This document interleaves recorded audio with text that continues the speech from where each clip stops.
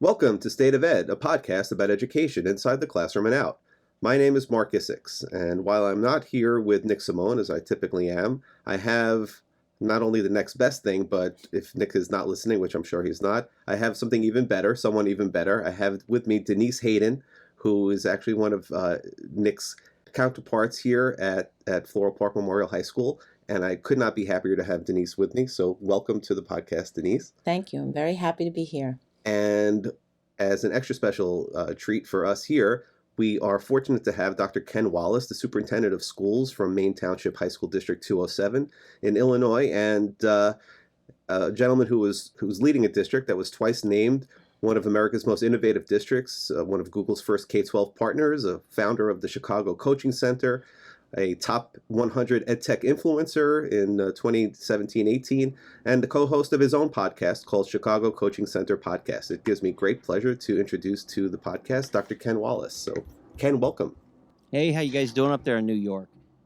We're all right. We're all right. Probably not as cold as where you are, but but we're definitely getting an early dose of winter here for sure.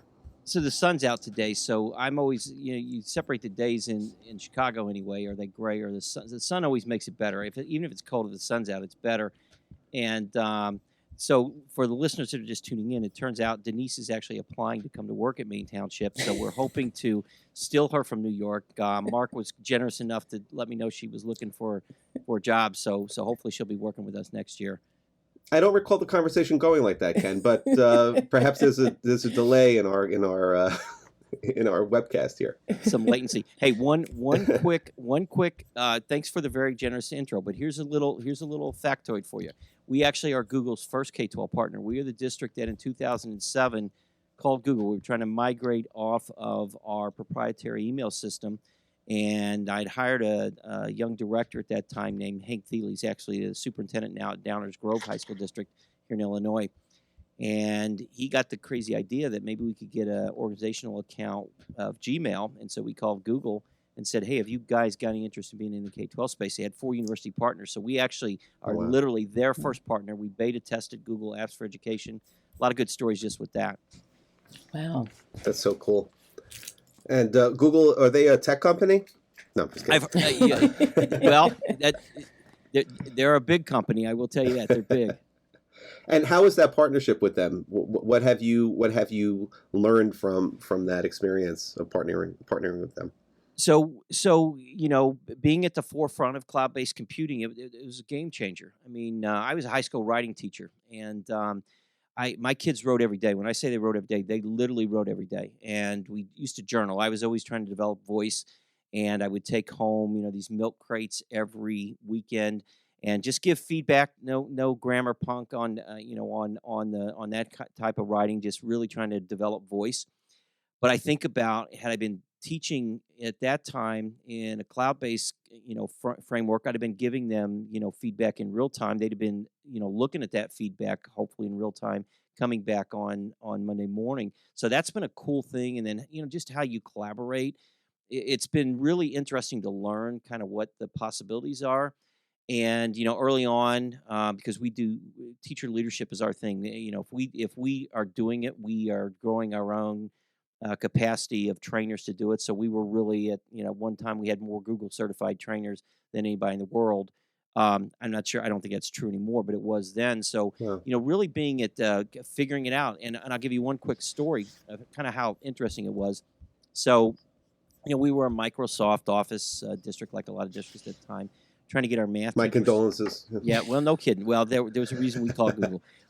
So we wanted to get our math teachers to leave Excel and go to Sheets, and they had a really good reason not to. They said, well, we can't get the statistical function in Sheets, so we called Google up, and it turns out, their programmer says, well, it's there, we just haven't turned it on yet. And so we said, well, would you turn it on? And yeah, so they turned it on, and then our team. So just kind of quirky, fun things like that, and we stay in touch with them, and we still do a lot of pilots with them, like the Android pilot right now. We're actually in a learning sciences pilot with them, and they're really cool people, good people, and But so here's the difference from 2007 to today. Think about the state of sort of data and cloud computing and everything else. I mean, it's you can't have a fixed mindset about any of it. You got to have your eyes wide open. Right. And we took like for example, we were early in when people were saying, turn on YouTube or not, and actually people are still saying that. Well, we turned stuff on, and we figured that we'd rather have the information and the access and knowing it was going to be a little bit messy. So what's kind of cool about it is you have a culture of learning and not trying to be perfect, and not frankly not letting trying to be perfect get in the way of getting better.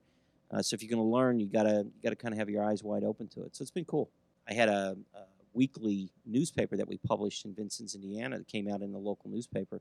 And so we had the early Macs, and I had one Mac that had any memory at all, and it was daisy chained to two Macs with no memory. And that was, early page maker. So I was able to start my teaching career sort of moving to that digital format, which was kind of cool. Which means that's another way of me saying I'm old. I can see your faces, and you're trying to respond to that. But yes, I am old. No, I was going to mention that I used a ditto machine. I went all the way back to the ditto machine. Yeah. A lot of our listeners will have no idea what we're talking about. Exactly. But are we talking auto or hand crank? Because I used the hand crank when I started in Brooklyn. So I don't know if I win anything for that, but other than arthritis. That is really old school. Yeah, that is really old school. Yes, no, mine was not a crank.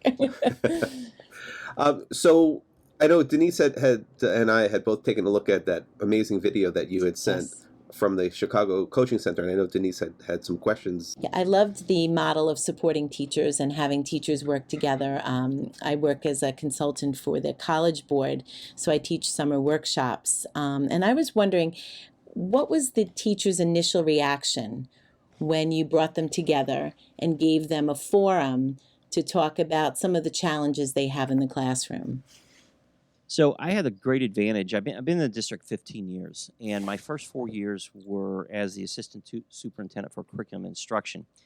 And that's a role that you can have, and people actually like you. So you get to you get to do things for people, and you send people to workshops. You're helping develop teacher leaders, and so I was able to build some really good connections in that role. That establish a foundation. I've always looked at it from sort of the construct. I was a coach as well. I was a wrestling coach, and when I was doing the stint in my middle school as the computer science teacher, I was also basically the building tech coach and coordinator. And so I had looked at it from that framework and always thought about, I've always thought deeply about how people learn. And I've always also seen the parallel construct between the need to have your adults really be learners and think about school for them that's really parallel and symbiotic to school for kids. And so, if you are respectful with that conversation with your adults, and especially what we've done here is every single thing we do, our teachers lead everything. My differentiated instructing teachers are, our trainers are our teachers. Our coaches are all teachers. They're in the union. They're in the bargaining unit. Our design is they coach half-time, they teach half-time, and that's by design. You guys are high school folks, so it takes about 2 minutes to lose your street cred if you've been coaching for 5 years and you haven't taught a class. So we did that by design. Our academic vocabulary teachers, our assessment literacy trainers, they're all teachers. And so it was about the distributed leadership concept and model so that, first of all, we wanted to be safe. We wanted to truly engender learning. And, I've got some great administrators who could do all that stuff, but we kind of want to really give a ton of ownership of that to the teachers. And frankly, that's a long view of the work because principals come and go, superintendents come and go, and we're building, my thought has always been to build it for the long haul. We are just a few years away, frankly. We're in our 6th year of coaching every teacher in this district. And we are maybe 4 or 5 years away from, because we're in such a high retirement time right now, we're maybe 4 or 5 years away from the majority of our teachers only have ever been coached in this district. And so it just becomes a landscape, and it already kind of is. We had to do some very specific things. We made promises that we've kept, and I advise people all the time on building coaching programs. the first thing that we promised our teachers is that the coaching would be safe and apart from evaluation. So I Hmm, use the word firewall in the agreement, the Mhm. original agreement with our teachers on that's that by great. design, because we wanted to make sure that, frankly, I don't want you to be afraid of screwing up, and that's a problem we've had in education. You've got to create if you want to be a learning environment, well, real learning happens in a messy way a lot of times, Right. and making Right. mistakes is a really key piece of it. In fact, our newest coaching path is a partnership with Northwestern and National Louis, where we actually coach student teachers. So I would go to, hey, Mark, instead of you getting coached this year, would you coach a student teacher through their practice? And we actually train for that. It's actually why we developed. Is that center affiliated directly with your district, or is it something associated with multiple districts?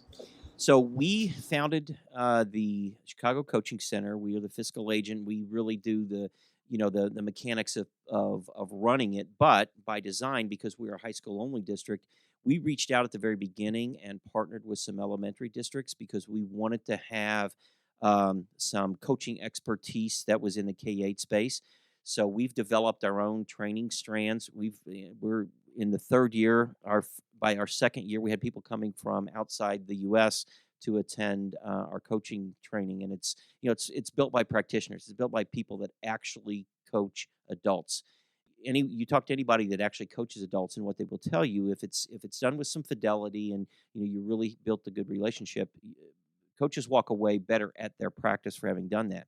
Well, when you start building a construct like we have, which is coaching coaches, um, our coaches have grown so much because of that process. And so, what's happening now, and to the question asked earlier, is just this idea of the more ownership you actually give to the teachers and the support and the empowerment, the more you can actually step back and let them take the reins and really Hmm. run with it. Mm. And it's a cool thing to really watch that happen in our district. We're at a point now where it gets better every year. And the teachers are also modeling the type of learning you want to be happening in your classrooms with your students. Exactly. That everything we do, our program is built really highly personalized. So the coaching plans are 5 right now, and we don't chisel anything in stone. We're always trying to sandbox everything, like what works at this time, or what do we need to grow into. But you're exactly right. And so the very strategies that we want to employ with students, we do ourselves. And what's really, really cool is we can do things now like we started. We're in the state's competency pilot. So we started a few years ago just doing some blended cohorts. We do a lot of cohort training where people train together and learn together. And now what's happening is we have so many hands go up, we've got wait lists of everything. And that's a good Wow. problem to Yeah, have, that is. Yeah. because people are Yes. just, they're coming to it organically. Take us through how you establish that culture, because I have to imagine, and correct me if I'm wrong, someone who has a lot of energy and a lot of ideas who comes into any institution, some people will line up immediately behind you and other people will start grabbing for pitchforks and torches. So how did you establish the culture where now 15 years later you're having, high class problems like wait lists for coaches of coaches?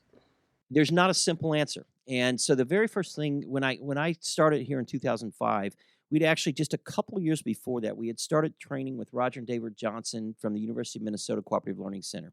So when I think about differentiation, I've taught differentiation in master's classes and other places. And so no matter whose differentiation brand you look at, they talk about, being able to group students. Well, cooperative learning is actually a research-based way to do that, and the Johnsons developed it in their center, University of Minnesota. They've trained all over the world, and we literally now have more. And what's cool about their model, not only is it really good stuff, but they have a train-the-trainer model. So we have more Johnson and Johnson trainers than anybody in the world, and that's per Roger and David Johnson. But when I got here, I'm also data. I want to look at the data analytics of things. We had trained over 300 people, so I started auditing like what's going on in the classrooms. What turned out, almost nobody was using it. But you know who is using it? Our trainers. So Hmm. light bulb. Okay, not that that's a unique discovery. That's what the research actually says. If you're just sort of doing training, even if it's high quality training, your implementation rates, if you get north of 20%, you're actually lucky. You add coaching, you go 80, 85, 90 plus Hmm. percent by adding the coaching. So in 2007, we started adding coaching to the cooperative learning cycles. And right away, the implementation rates went up. And from that, we added coaches in 2009. We worked with our teachers association to come up with an agreement, and we gave them something.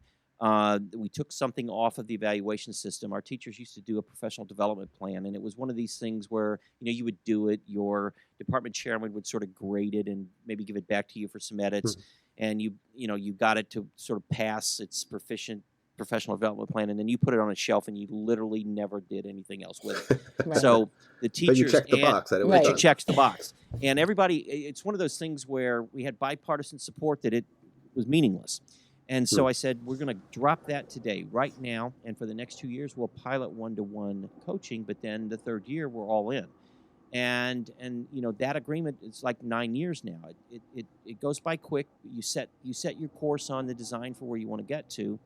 I realize now how rare that is, because I hear people all the time when I tell that story, they're like, okay, we can never do that or whatever. Again, I don't think I have an easy or a simple answer, but I think it starts with trust. And I think it starts with keeping your word and a commitment to make sure. I'll always roll the dice that it isn't that you're like turning teachers loose and you guys you're working together and you're shaping things and but you're building it together. And it's the kind of the gradual release concept. So think of any learner. What do you want for a learner? You want them to do increasingly complex work with less and less support for that work. It's true for any learner. Okay, that's independent learning. Right. You're creating independent learning. So you've got to think about that design framework with your adults just the same way that you do for students. And that's not, I'm not saying that as any diminishment of teachers, but it's a learning construct. So it's kind of more like practicing what you preach. And also it involves patience. And Yes. It seems as if the patience is really important, giving people the space, but not expecting that this is going to change overnight. Learning is messy, and too many people, and frankly, as a profession, we've been guilty of, trying to be perfect and being answer driven, right answer driven. Frankly, it's literally that typical, and real learning doesn't happen that way. So I'm a neuroscience aficionado. I've had the good fortune to study with Judy Willis at UC Santa Barbara. I've studied with John Gabrielli, the neuroscience of reading. My dissertation is really how humans acquire language skills. And the human brain actually literally is wired to learn, and we can't even help it. We do it at a subconscious level. Like if I had to sign up now and I put an M and a space and a space and an R and a space, Marc would be trying to solve that, hey, that's Marc. And your brain does that automatically. Well, you know what stops you from doing that? Punishment. And this is why kids will play video games for 10 hours but won't do their homework, because if they quote unquote fail at the video game, they've learned something about that level that gives them a clue about how to get to the next level. And as Judy Willis says, you actually get addicted to it. So you've got to allow for the imperfection of learning and remove the punishment piece of it, and humans will they'll learn. And you see the data on kids creativity between kindergarten and fifth grade it crashes. Well, we introduce these constructs that Maria Montessori was actually onto something, that if you just support the human mind, we are wired to learn. And the hard part. It does take patience, because the hard pivot is you're reimagining the way the work has been done for decades. And we were absolutely a system of schools wired to sort of be college prep models, and everybody's a content specialist. I don't teach kids, I teach English. And so, reframing that does take a lot of patience, but I'm a persistently patient person and think about it for the long haul. And I hire really good people. And what I find now, I had to say a lot more about this stuff 10, 15 years ago. I've brought the right people in. We've stood for the right things. We've developed our common nomenclature. And what's the coolest thing that ever happens right now is to hear a teacher just randomly in the hallway say something that you realize you were saying 10 or 15 years ago, and it's just got roots. And so, but you if it's all about the leader, as soon as the leader goes, it's gone. Right. it's got to be about the work. It's got to be about the environment. It's got to be about the learning journey. And, that's why I love, I've got the best job in America. I absolutely love our district. All right, she's getting on the plane tonight, Ken. I mean, come on. She won't come back, Mark. I promise you. That's what I'm afraid of. You can't have her just yet. So how do you handle, I love everything that you're saying about the philosophy and the culture. So then how have you handled the old stigmas of homework and exams and state tests and high stakes tests? So the truth is we don't pay attention to high stakes testing, and we just don't. We're fortunate that, once NCLB actually blew itself up when they sort of create this mousetrap that every school in America was going to be failing. So it's like at some point everybody goes, who cares?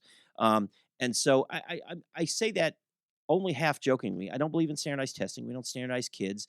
And actually what's interesting, so if you look, since the turn of the 21st century, our poverty has tripled. 2 of our 3 high schools have become majority minority high schools. If you did a linear regression model, and we've done one, we should actually have about a 3.4 lower mean ACT test score, but our test scores have actually gone up.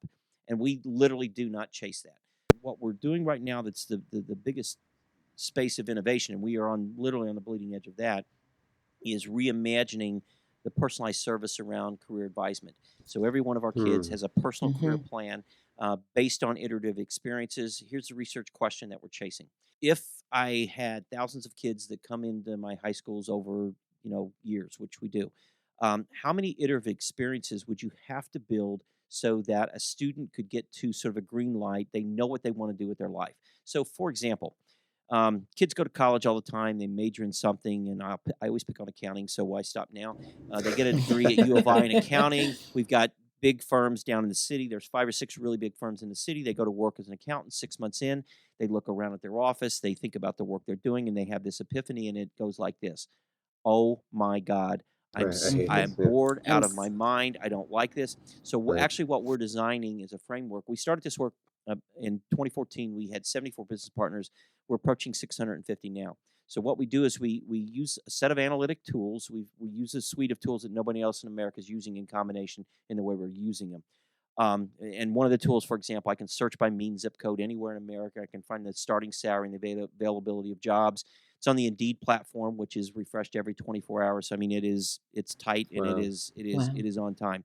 So let's say that Marc takes a dual credit course in accounting. Teacher says, "Hey, Marc, you're really good at this. Would you be interested in, you think this is something you're interested in a career? You've done this is a highly unlikely scenario, by the way. It's okay. Ken, but play along. We'll roll with it. Yeah. Roll with it. Okay, so we take you out to the field. We could maybe be an intern, a shadowing opportunity. We start with shorter bursts, but we are getting, our gold standard is we want to get you, the more that you feel like you are on the path that you want to be on, we're looking for internships and apprenticeships. So you do that, and we're trying to provoke a response. And we're okay if the response is, oh, my God, I like the class. I could never work in this field. Good. We just gained some useful information that's a big service to you and your family, because you might have been mistaken thinking you did okay in the class, but not really had an idea of what the work looked like. It's actually based on the Project Lead the Way research. So I asked the question in 2014, what if we try to take the Project Lead the Way research, where kids take the STEM-related curriculum, and they stick, their data is they stick in schools of engineering at a higher rate. They work in those fields higher. The premise being they sort of tried it on while they were in high school. And I asked the question, what if we applied that thinking to every possible thing a kid wanted to do? So the research question is, how many experiences would you have to build for to get to, let's say, a 90% match rate for students? It isn't 1. It isn't 2. We started, the goal that we set about 5 years ago was to get to 2,000 by 2022, or excuse me, 1,761 by 2022. We crossed 2,000 last year.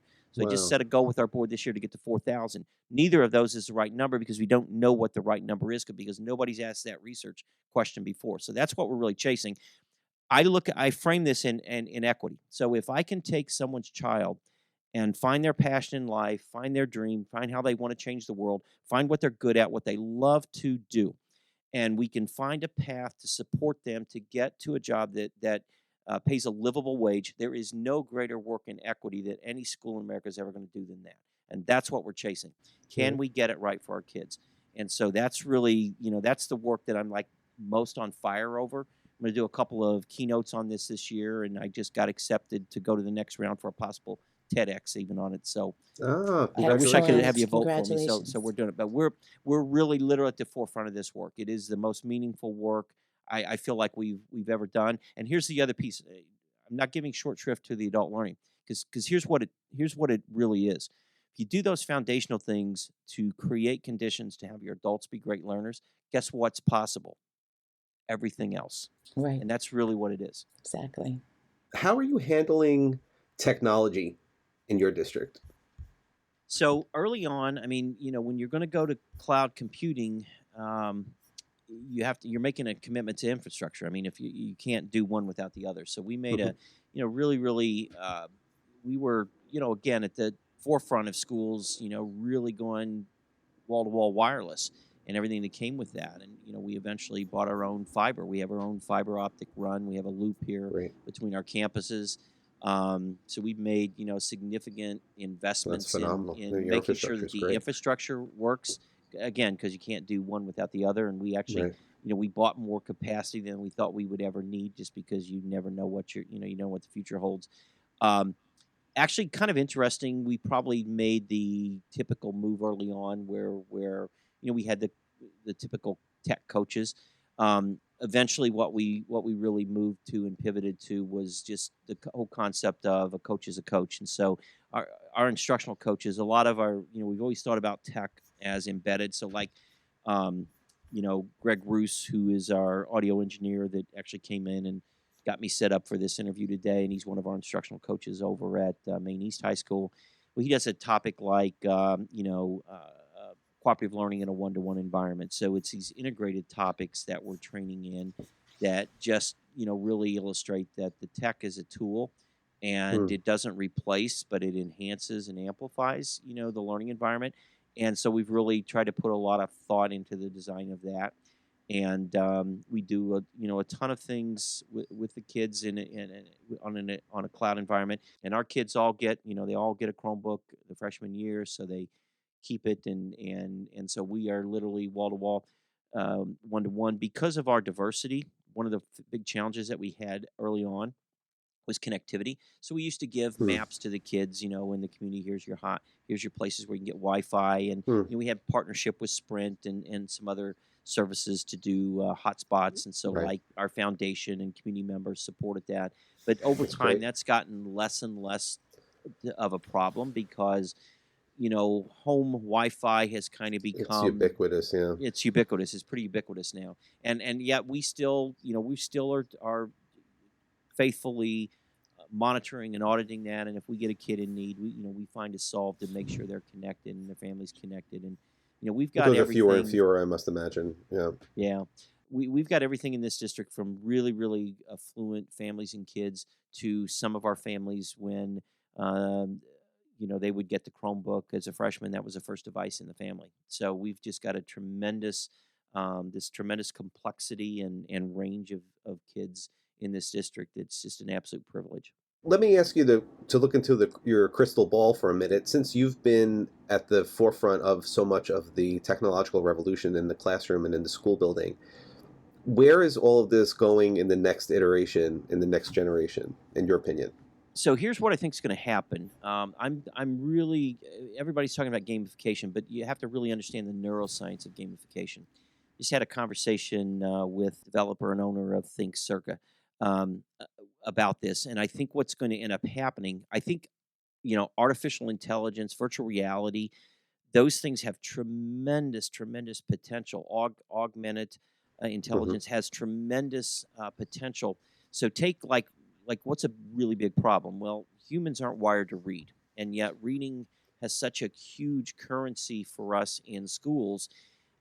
Most of us the majority of humans can learn, but there are a pretty significant slice of the population that just has a different neuro wiring set than others, and they end up in reading classrooms, and disproportionately they actually end up in prisons in this country. So, and there's only two ways to learn. One is by shock and one is by repetition. And reading requires repetition, but if you can't do it very well, it's hard to get repetition in, and Right. it's frustrating. That's right. So if you can take something like that big problem and you can create a gamified environment where, failure is sort of not punished and kids will continue to build their neural pathways in sort of a gamified environment, I think that's the frontier right there. I think that's where solving really big problems is going to take place. If we can sort of leverage the technology and have a good understanding of the neuroscience behind what you're doing when you're solving those problems, could be, you've got to practice to build those reading neural pathways. I'll show you this. One of my staff members gave me this today. So they've heard me talk so much about Project Unicorn. I'm not giving up yet on Project Unicorn. I'm probably, been chasing it for a long, long time. It's like the Holy Grail.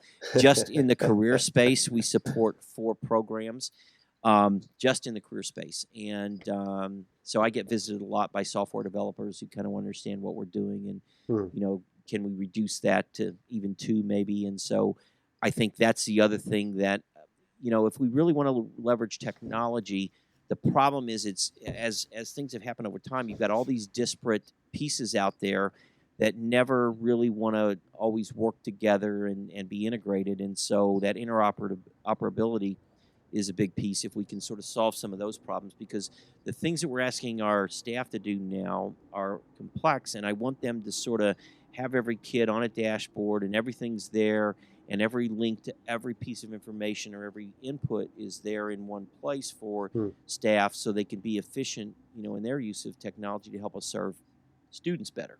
Where are the challenges or the obstacles that you can run into, in trying to accomplish that? It's just the fact that software companies generally evolve to solve a problem or two, and humans are way more complex than that. You've got a lot going on. I mean, even a good we're migrating right now to Infinite Campus, and Infinite Campus is a good program. We use Tableau for data visualization, and those two things hold hands and link together. And so the problem is that that's not enough, and it's the rigor of your program, the complexity of what you're trying to solve, adds complexity to your software needs, and the ability for software companies to sort of stitch all these things together is really beyond the reach for a whole bunch of reasons. It goes to market economics, and right now what happens is investors invest in things that they think can make them a buck, but they're not willing to wait 10 years to sort of put things together. A lot of times they want that buck, in a 12-month or a 24-month cycle, which actually works against this. And especially in the world of technology, where the turnover rate for firms is, literally by the hour they can measure it. Yeah, and they get swallowed, and they get bought, and the big fish swallows the little fish, and so we work with a lot of companies. We beta test stuff all the time, because we're always, we find value in companies who are trying to understand what we do. So, for example, we beta tested a lot of coaching programs.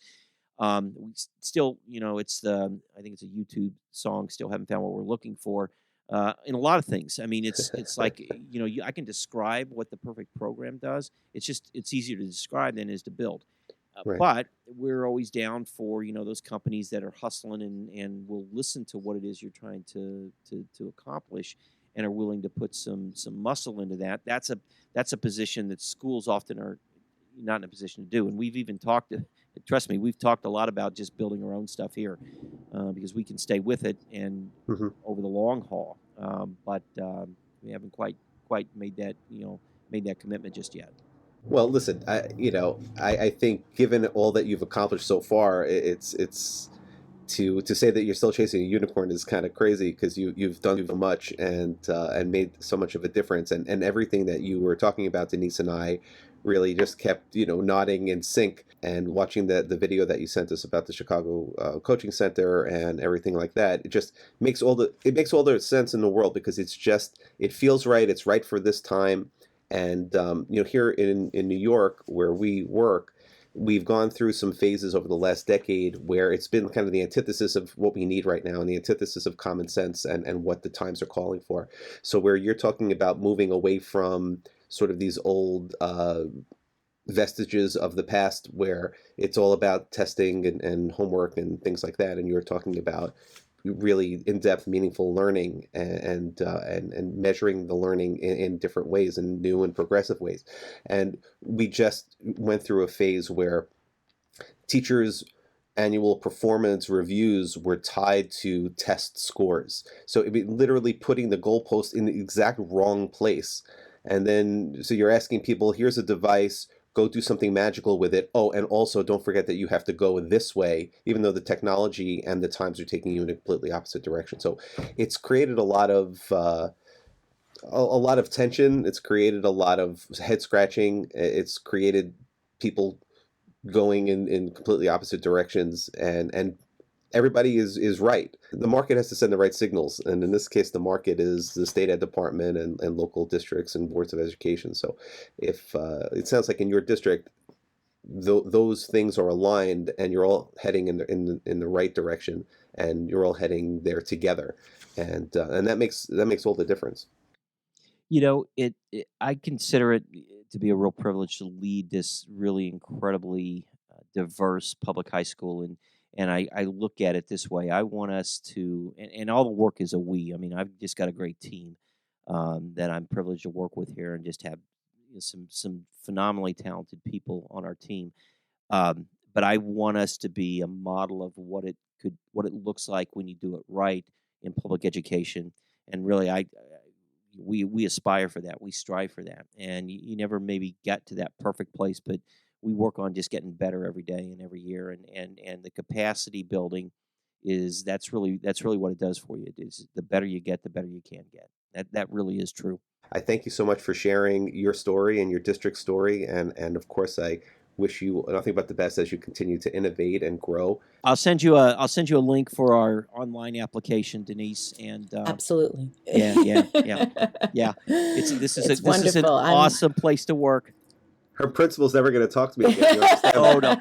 Okay. Yeah. It was lovely meeting you. It's lovely meeting you too. Thank you. If you'd like to subscribe to our podcast, please go to Apple Podcasts, and you can also find us at stateofedpodcast.com, where you'll find links to all the different things that we've discussed here today and prior episodes. You could also follow us on Twitter at SOE Podcast, or if you want to follow me individually, it's at Marc Isix or marcisix.com. And please pick up a copy of my book, Forward Fast, Making Sense of Education in an Era of Rapid Change, wherever books are sold. There we go. All right. Thanks, Marc, and thanks, Denise. Catch up with you later. Okay, take care. Take care.